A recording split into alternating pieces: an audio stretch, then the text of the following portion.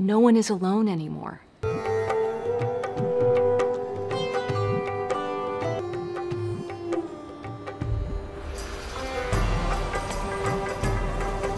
Dag Fien. Dus gewoon. Ik zie een school tegen Antwerpen. Ja. Insecten. Alsjeblieft. Ik voel 2 insecten op je rug. Kan dat? Ja, vlinders. Slovenië? Zo, hè. Een moto. Oranje. Pas erop. Zenit. Oui, oui, bien. Je hebt een vriendin. Julie de... Met wie? Ja. Een boeiend liefdesleven. 3, 4 zelfs. De vierde, daar zwijg ik meestal over, dus dat weten niet veel mensen. Hoe is het met je spierscheur? Maison rouge, balkon, blanc. Ja.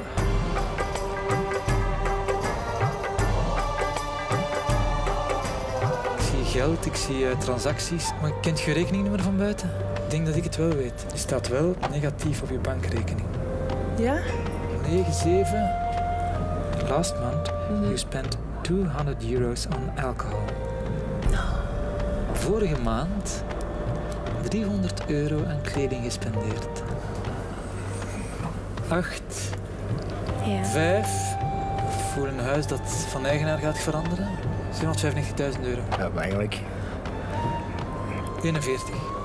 Ja. Is dat juist? Ja, dat is juist.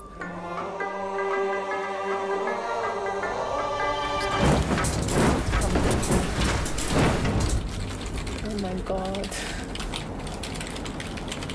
Oh nee. Ah, dat is, ik weet niet hoe eng.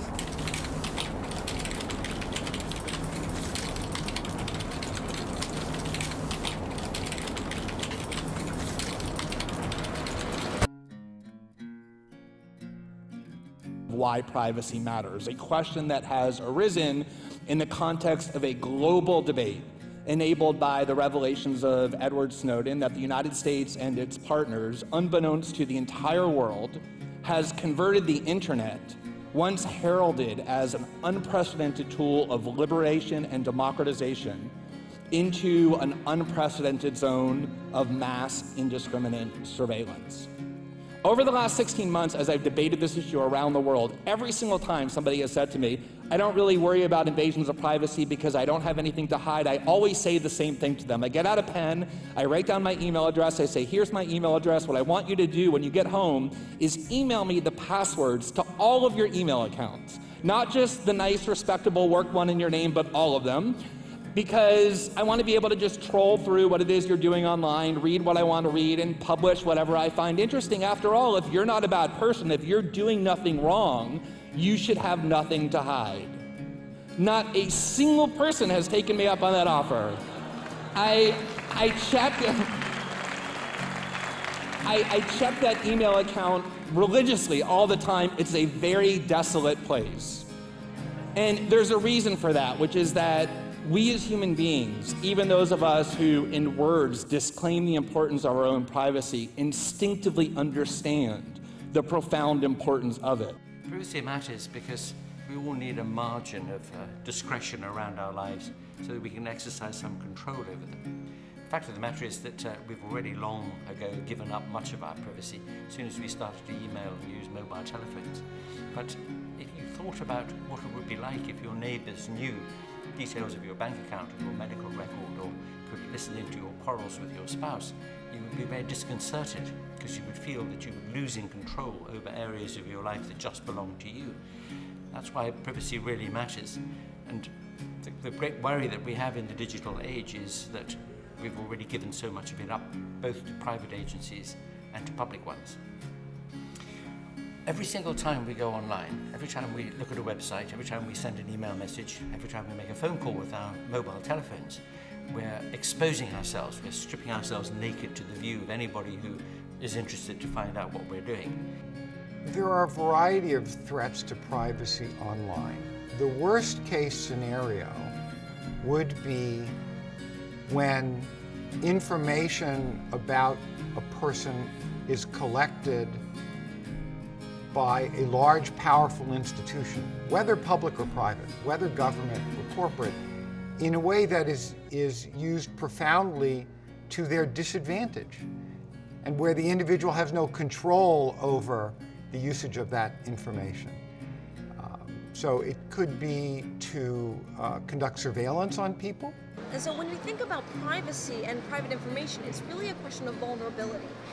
The moment you go online, you are recorded as having gone online.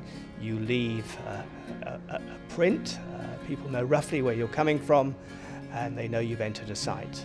And once you've entered that site, it can say where you're going in that site, where you don't go in that site, what you look at, what you don't look at, what search terms that you use, what documents you decide to display, and how long you're there, and where you go next. And by putting all those things together, we can begin to develop characteristics of information-seeking behavior and use in cyberspace. It's very, very simple, and it's done automatically, which is the beauty. And anybody could do it, essentially, but don't. Well, one way in which you'll give up personal information is obviously by clicking on one thing or another that reveals the sorts of things you're interested in. But how would they get from that to actually figuring out, for instance, who you are? Well, it's well known in the privacy world that things like your birth date, your gender, and your postal code or zip code will allow people to figure out who you actually are, what your true name is. Now, how might a website get that information from you? Well, let's say you want to sign up for a horoscope. Then you're going to give them your birthday and probably tell them whether or not you're a man or a woman. Then maybe you want to find out what your local weather is. Probably the easiest way to do that is to put in your postal code or zip code. And bingo, they've got 3 pieces of information that are going to make it really easy for them to figure out exactly who you are. There's no drug dealer phone, and there's no journalist laptop. We all use the same technology. And what that means then is that for governments to have the capability to hack into the computers of the real bad guys, they also have to have the capability to hack into our devices too. There are dozens of psychological studies that prove that when somebody knows that they might be watched, the behavior they engage in is vastly more conformist and compliant. This realization was exploited most powerfully for pragmatic ends by the 18th century philosopher Jeremy Bentham, who set out to resolve an important problem ushered in by the industrial age, where for the first time institutions had become so large and centralized that they were no longer able to monitor and therefore control each one of their individual members. And the solution that he devised was an architectural design originally intended to be implemented in prisons that he called the panopticon. The primary attribute of which was the construction of an enormous tower in the center of the institution, where whoever controlled the institution could at any moment watch any of the inmates, although they couldn't watch all of them at all times. And crucial to this design was that the inmates could not actually see into the panopticon, into the tower, and so they never knew if they were being watched or even when. And what made him so excited about this discovery was that that would mean that the prisoners would have to assume that they were being watched at any given moment, which would be the ultimate enforcer for obedience and compliance. The 20th century French philosopher Michel Foucault realized that that model could be used not just for prisons, but for every institution that seeks to control human behavior: schools, hospitals, factories, workplaces. And what he said was that this mindset, this framework discovered by Bentham, was the key means of societal control for modern Western societies, which no longer need the overt weapons of tyranny, punishing or imprisoning or killing dissidents, or legally compelling loyalty to a particular party, because mass surveillance creates a prison in the mind. One of the biggest innovations in surveillance in the past few years has come about as a result of the spread of social networking sites and of social facilities and all sorts of other sites. Because once people make visible who their friends are, it's possible to do clustering analysis and start looking for covert communities. Now, in the old days, this was difficult. You had to send out your field intelligence staff to live in the villages and ask who was friends with whom and who was related to whom and so on. And you would then, if people had phones, you'd look at their itemized phone bills and you'd look at which households were phoning whom. But nowadays, information on who is whose friend is available on sites like Facebook and the 40 other such sites that there are worldwide. For example, there were some researchers at MIT tried to figure out if they could use Facebook to find out who was gay and who wasn't. So they crawled the MIT part of the Facebook web, and then they marked as gay those people who declared themselves to be such on their Facebook web pages, and then looked at the clusters of friends and marked as tentatively gay those people who were friends of a whole lot of gay men, and worked outwards from that. And by means of this, they managed to identify 10 of their friends whom they knew were gay but not out about it, simply because of their pattern of acquaintanceships. Now, exactly the same sort of thing works with Islamism, or with stamp collecting, or butterfly collecting, or playing the Irish pipes, or any other human activity. It's possible by mapping social networks to figure out affiliations that people aren't necessarily overt about. And this is an enormously powerful tool in the hands of the police and intelligence services in finding out who adheres to some particular disliked belief, be that Islamism or in China a love of democracy or whatever. One prominent Bahraini activist who was arrested and tortured by his government has said that the interrogators showed him transcripts of his telephone calls and text messages. Of course, it's no secret that governments are able to intercept telephone calls and text messages. It's for that reason that many activists specifically avoid using the telephone. Instead, they use tools like Skype, which they think are immune to interception. They're wrong. There have now been, over the last few years, an industry of companies who provide surveillance technology to governments, specifically technology that allows those governments to hack into the computers of surveillance targets. Rather than intercepting the communications as they go over the wire, instead they now hack into your computer, enable your webcam, enable your microphone, and steal documents from your computer.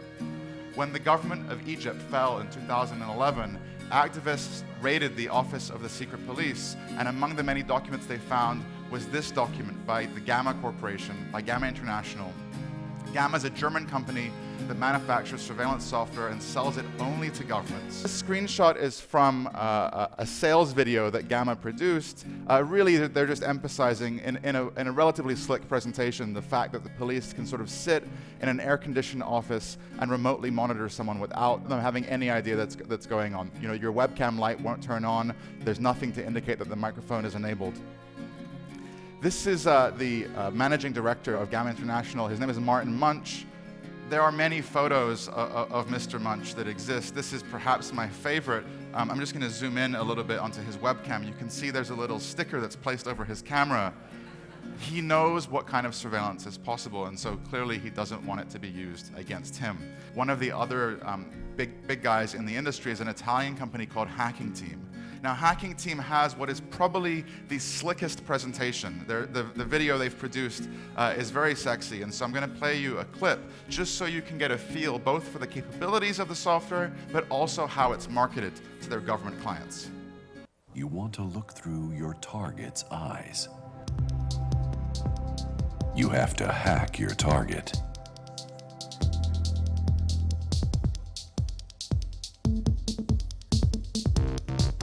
You have to hit many different platforms.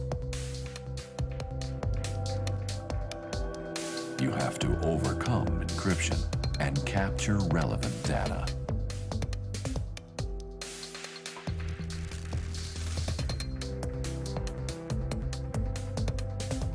Being stealth and untraceable. Deployed all over your country.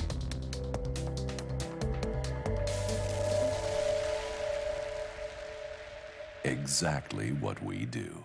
Like Gamma and Hacking Team, the FBI also has the capability to remotely activate webcams, microphones, steal documents, get web browsing information, the works.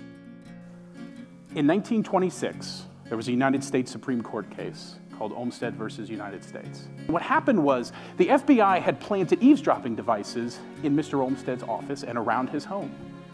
went all the way up to the United States Supreme Court. And the Supreme Court in 1926, Justice Taft at the time, said that there was no right to have a private conversation in the Constitution. 40 years later, a case called Griswold versus Connecticut, the court looked at a privacy issue and it came up with this great phrase. It came up with this phrase, penumbras of privacy, zones, if you want to use another term.